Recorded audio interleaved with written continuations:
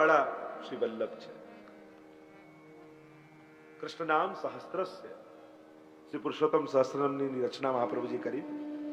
ગોપીનાથજીનો એવો નિયમ હતો, મહાપ્રભુજીના જ્યેષ્ઠ લાલ રોજ આખું ભાગવતજીનું પારાયણ પૂરું કરે પછી જ અન્ન જળ લે. આવો એમનો નિયમ. અને 3 દિવસે આખું પારાયણ પૂરું થાય અને પછી અન્ન જળ ગ્રહણ કરે. એવા તપસ્વી આચાર. હવે શરીર સુકાવા લાગ્યું. શરીર સુકાયું, મહાપ્રભુજીની દ્રષ્ટિ પડી કે બાબા આપનું આમ શરીર સુકાય છે કે? ત્યારે કહ્યું કે મેં સંકલ્પ કર્યો છે રોજ ભાગવતજીનું પારાયણ કરવું અને જ્યારે પૂરું થાય પછી જ અન્ન જળ ગ્રહણ કરવું. એ પહેલા દાણો પણ મુખમાં નહીં મૂકવો.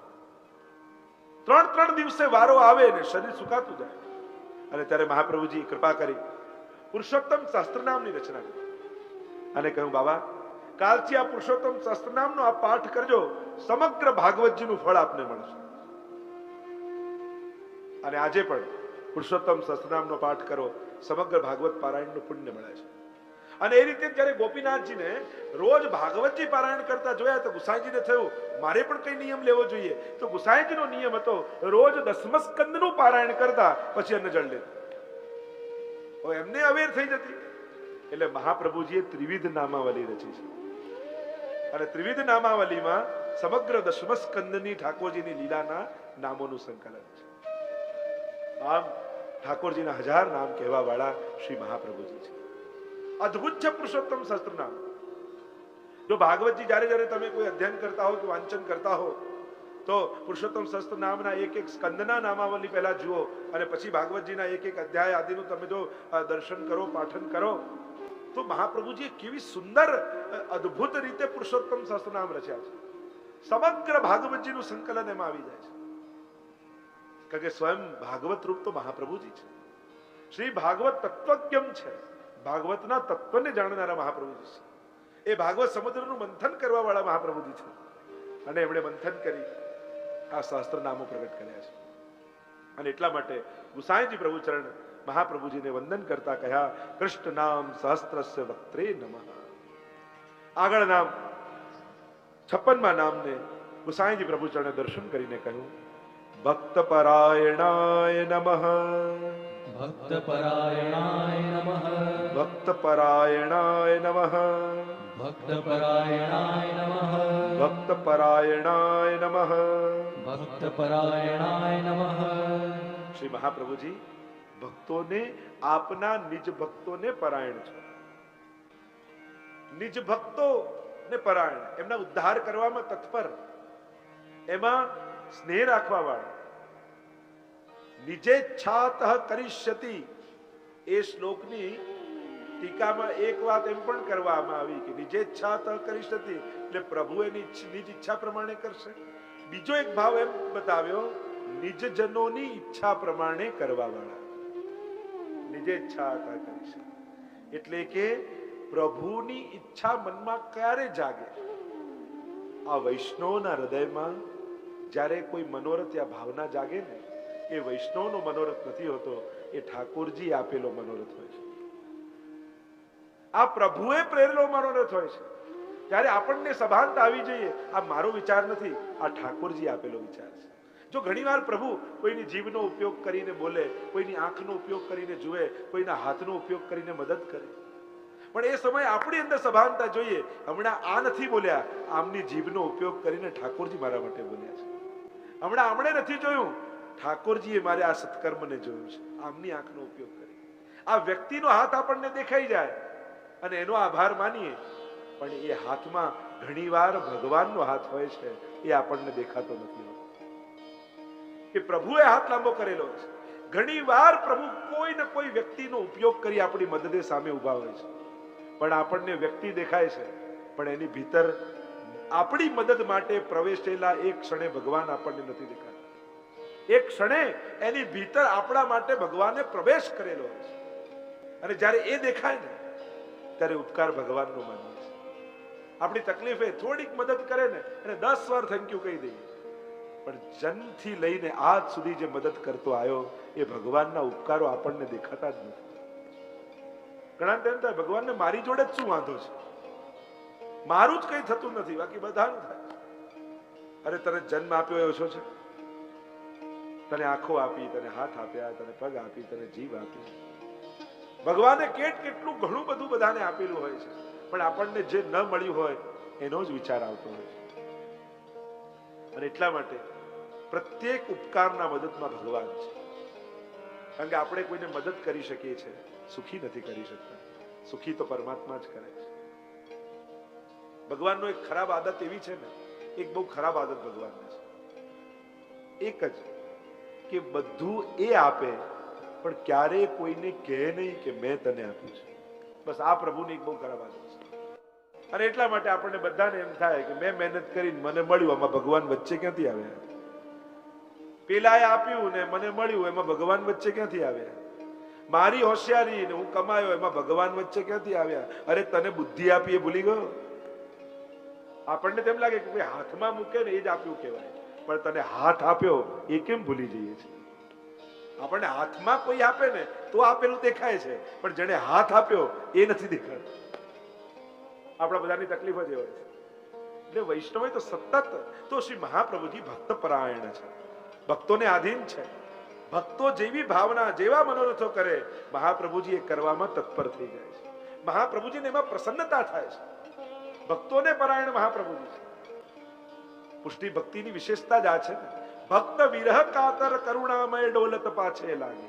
सुदास जी ने तो यहां तक कहा, ये तो हमने देखा है कि भक्त विरह के कारण भगवान के पीछे पीछे जा रहे हैं, पर पुष्टि मार्ग में ही ऐसा देखा कि श्याम लग्यो संग डोले, माई श्याम लग्यो संग डोले, जित जाऊं ताड़ो ही आवे, बिना बुलायो बोले. हमारे पीछे पीछे तो श्याम सुंदर हमारे पीछे आते, हमको बात नहीं करनी, फिर भी बुलाता है, फिर भी हमारा मार्ग रोकता है. भक्त विरह कातर करुणामय डोलत पाछे लागे. ભક્તોના વિરહને કારણે એ કરુણામય પરમાત્મા ભક્તોની પાછળ પાછળ ડોલે. આ તો પુષ્ટિ ભક્તિમાં જ થઈ શકે. આ બીજે ક્યાં થાય? આવો માર્ગ ભક્ત પરાયણતા જો કોઈ માર્ગમાં ભગવાનની હોય તો આ પુષ્ટિ ભક્તિમાં છે. આવા ઘણા પ્રસંગો હશે જ્યાં ભક્ત ભગવાન વગર ન રહી શકે, પણ 84-252 એવા ઘણા પ્રસંગો છે જ્યાં ઠાકોરજી ભક્ત વગર નથી રહી શકતા. શેઠ પુરુષોત્તમ દાસના દીકરા ગોપાલદાસની વાર્તા આવે ને, મદન મોહન સ્વામીજીની ખૂબ સેવા કરે, આખો દિવસ સેવામાં થાકી જાય એટલે ઉંમરે માથું રાખીને સુઈ જાય. પણ રાત્રે વિરહ થાય એટલે પુકાર કરે, હે મદન મોહનલાલ, હે મદન મોહનલાલ. અને સૈયા મંદિરમાંથી અવાજ આવે, હા શું છે ગોપાલદાસ? ઠાકોરજી જવાબ આપે, કે જયરાજ, મને તો આમ બૂમો પાડવાની આદત પડી ગઈ છે, આપ કેમ જાગો છો? ઠાકોરજી કે મને જવાબ આપવાની આદત પડી ગઈ છે. તું મારા વગર નથી રહી શકતો તો હું તારા વગર નથી રહી શકતો. दोनों और प्रेम पलता है. પ્રેમ તો બંને બાજુ હોય છે. ભક્ત પરાયણતા પુષ્ટિ ભક્તિમાં છે. અને તમે જુઓ મહાપ્રભુજીના ચરિત્રને જુઓ તમે, જ્યારે જ્યારે ભક્તોએ જે જે મનોરથો કર્યા, ઈચ્છા પ્રગટ કરી, આપ મારા ઘરે પધારો, મુકામ કરો, અમને શરણે લો, અહીંયા કોઈ લૌકિક કામના પણ જે જીવોએ કરી, મહાપ્રભુજીએ ભક્ત પરાયણ બની એની સર્વ કામનાઓ પૂર્ણ કરી છે. એવા શ્રી વલ્લભને ગુસાઈજી પ્રભુ ચરણ વંદન કરતા આગળ 57 નું નામ ઉચ્ચારણ કરતા આજ્ઞા કરે. ભક્ત્યાચારોપદેશાર્થ નાના વાક્ય નિરૂપકાય નમઃ. ભક્ત્યાચારોપદેશાર્થ નાના વાક્ય નિરૂપકાય નમઃ. ભક્ત્યાચારોપદેશાર્થ નાના વાક્ય નિરૂપકાય નમઃ. ભક્ત્યાચારોપદેશાર્થ નાના વાક્ય નિરૂપકાય નમઃ. ભક્ત્યાચારોપદેશાર્થ નાના વાક્ય નિરૂપકાય નમઃ. ભક્ત્યાચારોપદેશાર્થ નાના વાક્ય નિરૂપકાય નમઃ. ભક્તિના આચરણનો ભક્ત્યાચારોપદેશ. ભક્ત્યાચારોપદેષ્ટા મહાપ્રભુજી છે, પણ ભક્તિના આચારનો ઉપદેશ કરવા માટે નાના વાક્ય નિરૂપકાય નમઃ. અનેક ગ્રંથો, અનેક વાક્યો શ્રી મહાપ્રભુજી પ્રગટ કર્યા છે. એ મહાપ્રભુજીના સર્વ ગ્રંથોનો એક જ સાર છે, ભક્તના જીવનમાં ભક્તિનો ઉદય. સ્વયં મહાપ્રભુજી ભક્તિ વર્ધની નામનો ગ્રંથ લખ્યો છે કે આ ભક્તિ ખંડ પુષ્ટિ ભક્તિ ભક્તના ભીતર બીજ વાવીને ઠાકોરજીએ મોકલ્યા છે આ ભૂતલ પર. પણ એ ભક્તિનું બીજ સુકાઈ ન જાય અને એમાંથી ઘટાદાર વૃક્ષ બને, એના ઉપાયો મહાપ્રભુજી ભક્તિવર્ધની ગ્રંથમાં આપ્યા છે. એ ભક્તિ અડગ રહે એના માટે વિવેક ધૈર્યાશ્રય નામનો ગ્રંથ આપ્યો. કેટલા કેટલા સુંદર ગ્રંથો મહાપ્રભુજી આપ્યા છે. નિરોધ લક્ષણ નામનો ગ્રંથ આપ્યો કે આ ભક્તનો નિરોધ ભગવાનમાં કઈ રીતે થાય. આ ભક્તિના આચરણ જીવનમાં પ્રગટે એના માટે અનેક વાક્યો પ્રગટ કરનારા મહાપ્રભુજી છે. ભક્તિવર્ધની ગ્રંથ અદભુત છે. પ્રેમ, આસક્તિ, વ્યસન, જે સ્નેહાદ રાગ વિનાશ સસ્યાદ, સ્નેહ, પ્રેમ, આસક્તિ, ભક્તિના જે સ્ટેપ બતાવ્યા મહાપ્રભુજીએ, એ બીજ દ્રઢ કેમ થાય? યથા ભક્તિ પ્રબુદ્ધાસાત તથોપાયો નિરૂપ્યતે બીજ ભાવે દ્રઢે તુ સ્યાત ત્યાગાત શ્રવણ કીર્તના. ત્યાગ, શ્રવણ અને કીર્તન દ્વારા બીજની દ્રઢતા કઈ રીતે સિદ્ધ થાય, કઈ રીતે વૈષ્ણવના જીવનમાં ભક્તિનો ઉદય થાય અને પ્રેમ લક્ષણા ભક્તિ સુધી એ પહોંચે, એના માટે મહાપ્રભુજીએ નાના વાક્ય કહ્યા છે.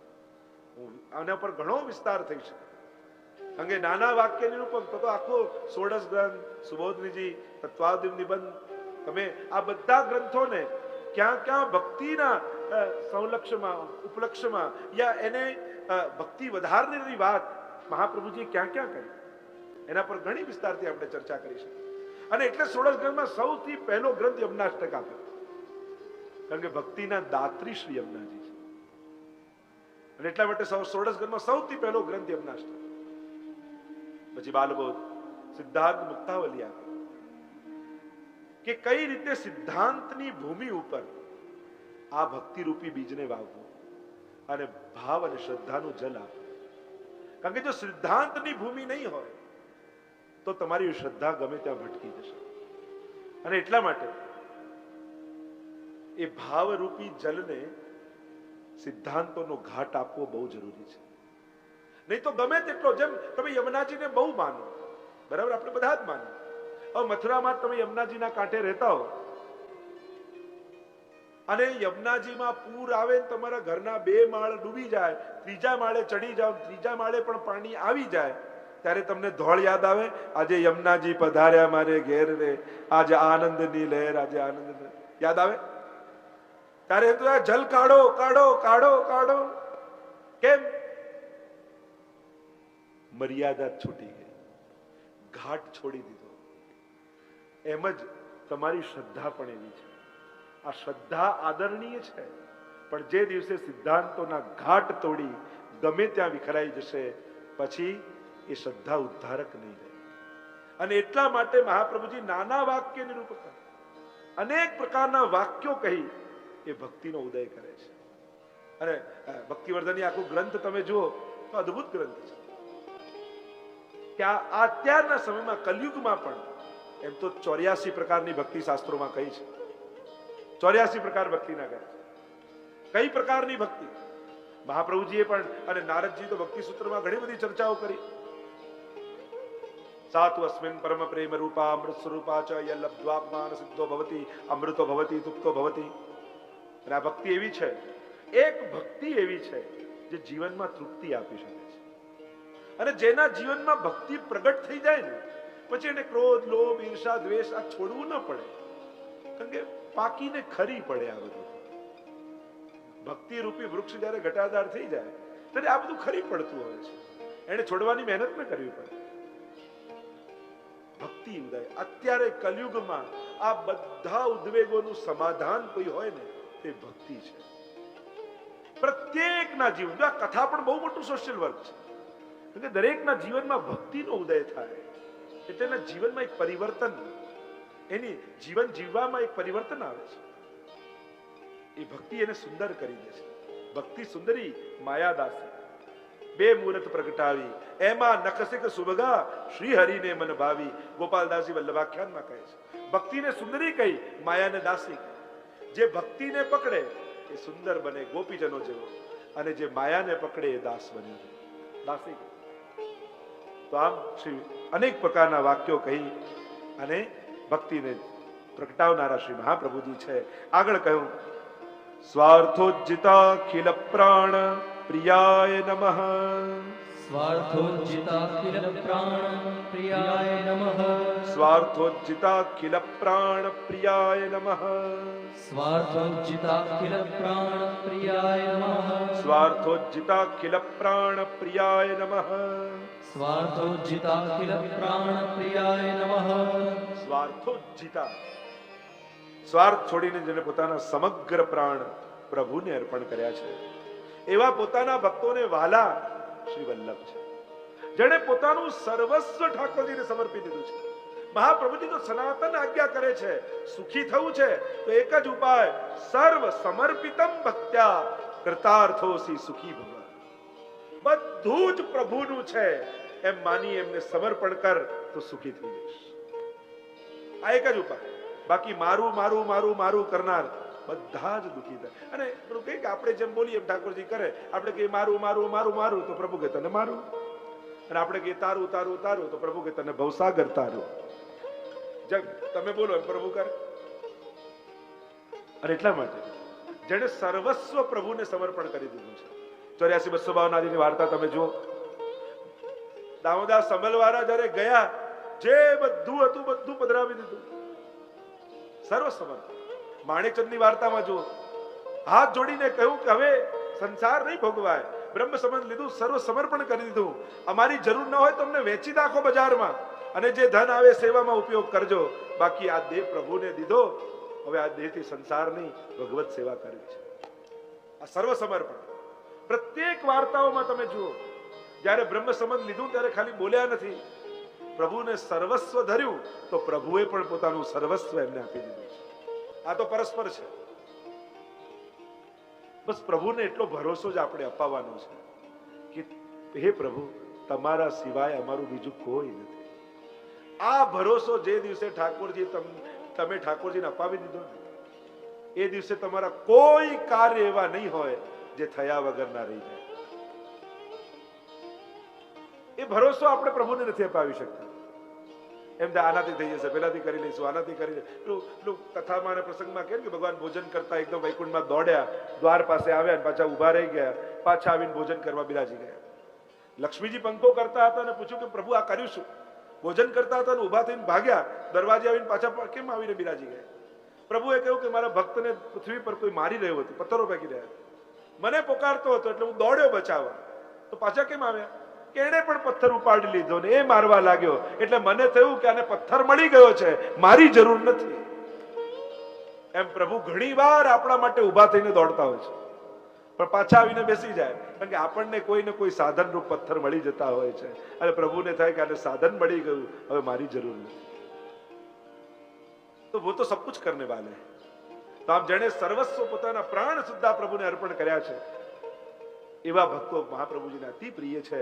એમ કહીને આગળ 59મું નામ વર્ણન કરતા ગુસાઈજી કહે, તાદૃશ વેષ્ટિતાય નમઃ, તાદૃશ વેષ્ટિતાય નમઃ, તાદૃશ વેષ્ટિતાય નમઃ, તાદૃશ વેષ્ટિતાય નમઃ, તાદૃશ વેષ્ટિતાય નમઃ, તાદૃશ વેષ્ટિતાય નમઃ. તાદૃશી જનોથી શ્રી વલ્લભ વેષ્ટિત વીટળાયેલા છે. તાદૃશ, તાદૃશી કોને કહેવાય? જો જીવ હોય એમાંથી દાસ બને, સેવક બને, વૈષ્ણવ બને, ભક્ત બને, ભગવદી બને, અને પછી તાદૃશી બને. તાદૃશી તેના જેવા. કોના જેવા? એ જેને ભજે છે પ્રભુને, જે પ્રભુ જેવા થઈ ગયા, એ તાદૃશી કહેવાય. અને એ છે આ ભગવદી જનો. ભગવદી જનો એ તાદૃશી જનો છે. આપણે ત્યાં તો ગોકુલનાથજીના પ્રસંગમાં આવે ને કે એકવાર વૈષ્ણવ પૂછ્યું કે જયરાજ, આપ તાદૃશી જનોની આટલી વાત કરો છો, ક્યારેક તો દર્શન કરાવો. ગોકુલનાથજી કહ્યું સમય આવશે ત્યારે કરાવીશું.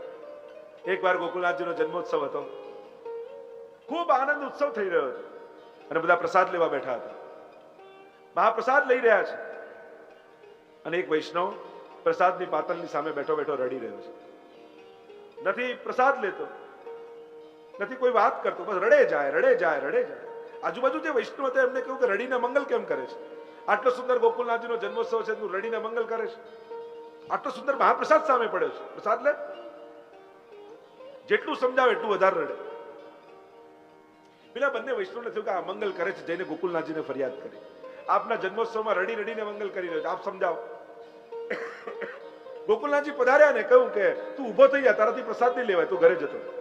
અને પેલો પ્રસન્ન થઈ ગયો, જયરાજ ખૂબ કૃપા કરી મારા ઉપર. ઊભો થઈને નીકળી ગયો. પેલા બે વૈષ્ણવને થયું કે ગોકુલનાથજી તો આટલા કૃપાળુ છે, એ વૈષ્ણવને સમજાવવો જોઈએ, પ્રસાદ લેવડાવવો જોઈએ.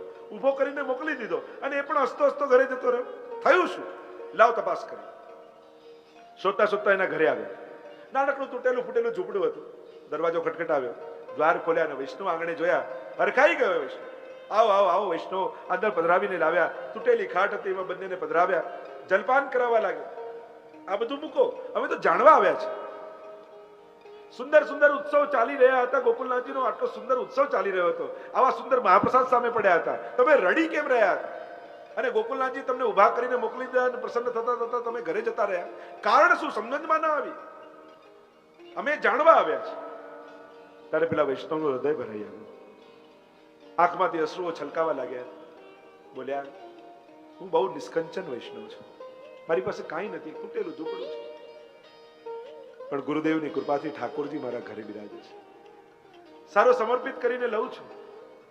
એ દિવસે ગોકુલનાથજીનો જન્મોત્સવના આવા સુંદર મહાપ્રસાદ મારી સામે પાતલમાં પડ્યા હતા.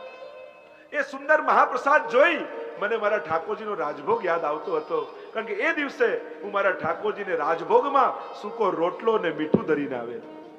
અને મને એમ થાય, મારા પ્રભુ જો સૂકો રોટલો ને મીઠું આરોગ્યા હોય તો મારાથી આવી સુંદર મહાપ્રસાદ કેમ ગ્રહણ કરાય? જો કોળીઓ ગળામાં જશે તો મારા પ્રાણ બહાર નીકળી જશે. ગોકુલનાથજી તો મારા પર કૃપા કરી કે મને ઊભો કરીને મોકલી દીધો, નહીં તો કોળીઓ અંદર નાખ્યો હોત તો પ્રાણ બહાર નીકળી ગયા. ગોકુલનાથજી કહે, આ તાદૃશી જન છે જે પ્રભુ માટે જીવે છે, જે પ્રભુના સુખ માટે જીવે છે, જે પ્રભુના થઈ ગયા છે, જે પ્રભુમય બની ગયા છે, એ તાદૃશી, આ તાદૃશી જનો છે. 83 વૈષ્ણવ તાદૃશી જનો છે. 252 જનો તાદૃશી જનો છે. એમના સંગથી આજે પણ પ્રભુ જીવો પર કૃપા કરે છે. તો એવા ભગવદીઓથી શ્રી મહાપ્રભુજી વિઠળાયેલા છે. એમ કહીને આગળ દર્શન કરી 60મા નામમાં ગુસાઈજી પ્રભુ ચરણે કહ્યું, સ્વદાસાર્થ કૃતાશેષ સાધનાય નમઃ. स्वदासार्थ कृताशेष साधनाय नमः. સ્વદાસાર્થ કૃતાશેષ સાધનાય નમઃ. स्वदासार्थ कृताशेष साधनाय नमः. સ્વદાસાર્થ કૃતાશેષ સાધનાય નમઃ. स्वदासार्थ कृताशेष साधनाय नमः. સ્વદાસાર્થ, પોતાના દાસ, પોતાના સેવકો, પોતાના ભક્તો માટે કૃતશેષ સાધનાય નમઃ. શ્રી મહાપ્રભુજી પોતે સાધન કરવા વાળા છે. ગોકુલનાથજીનો એવો પ્રસંગ આવે છે કે એકવાર માળા ફેરવતા ત્યારે એમના સેવકોએ કહ્યું, જયરાજ આપ તો સ્વયં પૂર્ણ પુરુષોત્તમ છો, આપને માળા ફેરવવાની શું જરૂર? આપ કેમ માળા ફેરવો છો? ત્યારે ગોકુલનાથજીએ કહ્યું, તમે લોકો નથી ફેરવી શકતા એટલા માટે. તમને શરણે લીધા છે અને તમે જો ભક્તિ ન કરો તો મારું ગુરુપદ જાય, એટલે તમારા બદલે બધા સાધનો હું કરી લઉં છું. આ પુષ્ટિ ભક્તિની શ્રેષ્ઠતા છે. આપણા વલ્લભ, આપણા ગુસાઈજી, આપણા ગુરુજનો જીવ સાધન નથી કરી શકતો એટલે જીવના બદલે સાધન કરી લેનારા છે. એવા શ્રી વલ્લભ છે. નહીં તો આપને તીર્થની શું જરૂર? તીર્થયાત્રા કરવાની, આપને યજ્ઞ આગાદની શું જરૂર? આપ તો સ્વયં પુરુષોત્તમ સ્વરૂપ છો. પણ એ તીર્થોમાં આપના નિજજનો બિરાજે છે, ભક્તજનો બિરાજે છે. એ તીર્થોને તીર્થત્વ આપવું છે. અને આમ ભગવદીઓનો ઉદ્ધાર કરવા માટે શ્રી વલ્લભ પોતે સાધન કરવા વાળા છે. એમ કહી 61મા નામમાં કહ્યું, સર્વે શક્તિ દૃશે નમઃ. सर्वे शक्ति दृशे नमः. સર્વ શક્તિ દૃશે નમઃ. सर्व शक्ति दृशे नमः. સર્વ શક્તિ દૃશે નમઃ. सर्व शक्ति दृशे नमः. સર્વ શક્તિઓને ધારણ કરવા વાળા શ્રી મહાપ્રભુજી છે. ષટ ઐશ્વર્ય તો છે જ, ઐશ્વર્ય, વીર્ય, યશસ્વી, જ્ઞાન અને વૈરાગ્ય. આ ષટ ઐશ્વર્ય તો આપમાં બિરાજે જ છે, પણ સર્વ શક્તિ, અલૌકિક શક્તિઓ આપનામાં વિદ્યમાન છે. જેમ શ્રી યમુનાજી માં અષ્ટસિદ્ધિ અલૌકિક પ્રકારની બિરાજમાન છે, એમ શ્રી મહાપ્રભુજીમાં પણ બિરાજમાન છે. તેવી સર્વ શક્તિઓને ધારણ કરવા વાળા શ્રી મહાપ્રભુજી છે. એમને આપણે વંદન કરીએ. 62મા નામમાં કહ્યું, ભુવિ ભક્તિ પ્રચારૈક કૃતે સ્વાન્વય કૃતે નમઃ. ભુવિ ભક્તિ પ્રચારૈક કૃતે સ્વાન્વય કૃતે નમઃ. ભુવિ ભક્તિ પ્રચારૈક કૃત સ્વાન્વય કૃતે નમઃ. ભુવિ ભક્તિ પ્રચારૈક કૃતે સ્વાન્વય કૃતે નમઃ. ભુવિ ભક્તિ પ્રચારૈક કૃત સ્વાન્વય કૃતે નમઃ. ભુવિ ભક્તિ પ્રચારૈક કૃતે સ્વાન્વય કૃતે નમઃ. ભૂતલ પર ભક્તિનો પ્રચાર કરવા માટે જ શ્રી મહાપ્રભુજીએ પોતાનો વંશ પ્રગટ કર્યો છે. આ નામ માનો સમસ્ત વલ્લભકુલ માટે એક સંકેત, એક સંદેશ મહાપ્રભુજી ગુસાઈજી આપે છે કે આ સમસ્ત કુળ જે પ્રગટ થયું વલ્લભકુલ એ ભૂતલ પર ભક્તિનો પ્રચાર કરવા માટે થયું છે. અને 17 પેઢીઓથી આજે પણ લગભગ 250 ઉપર આચાર્યો ભૂતલ પર વિદ્યમાન છે. અને એક જ કાર્ય છે આ ભૂતલ પર ભક્તિનો પ્રચાર. જે જીવ જાતિ હોય કોઈને ક્યાં ક્યાં કેવા કેવા જીવો પડ્યા છે અને એવા એવા ગામડાઓમાં પણ જઈ એવા દૂર પરદેશોમાં પણ જઈ એ જીવોને બ્રહ્મ સંબંધ આપીને ઠાકોરની શરણે મોકલે છે. મહાપ્રભુજી આજે વંશ પ્રગટ કર્યો એમ ગુસાઈજીએ કહ્યું ભૂતલ પર ભક્તિનો પ્રચાર કરવા માટે જ કર્યો છે. આ જ લક્ષ્ય, આ જ ઉદ્દેશ્ય સાથે કર્યો અને એટલા માટે પોતાના વંશમાં 2 લાલજી પ્રગટ કર્યા. આપણે હિન્દુ ધર્મમાં 2 પ્રકારની પરંપરાઓ ચાલે છે, એક ગુરુ શિષ્ય પરંપરા અને બીજી વંશ પરંપરા. આ 2 પ્રકારની આચાર્ય પરંપરાઓ આપણે હિન્દુ સમાજમાં ચાલે છે. ઘણી જગ્યાએ એવી પરંપરા હોય કે ગુરુ શિષ્યને યોગ્ય બનાવે અને પછી પોતાનું સ્થાન આપે, અને ઘણી જગ્યાએ વંશ પરંપરા છે કે પોતાના વંશમાં જે અશેષ મહાત્મ્ય સ્થાપિત કર્યું છે અને એ જ વંશજ એ ગુરુ રૂપે સ્થાનને પ્રાપ્ત કરે. અને એ રીતે તમે ભાગવતજીમાં પણ જોવા જાઓ તો વંશ પરંપરાઓની ગાથા ગાવામાં આવી છે. સૂર્યવંશ, ચંદ્રવંશ, વંશ પરંપરાની આપણે ત્યાં મહત્તા છે. અને આખી તમે આપણા ધર્મ ગ્રંથોમાં તમે જુઓ તો દરેક આપણા ધર્મ ગ્રંથોમાં એ વંશ પરંપરાઓની ગાથાઓ કહેવામાં આવી છે. 3 કુળ આપણે ત્યાં પ્રસિદ્ધ કહેવામાં આવ્યા છે. એક રઘુકુળ, બીજું યદુકુળ અને ત્રીજું વલ્લભકુળ.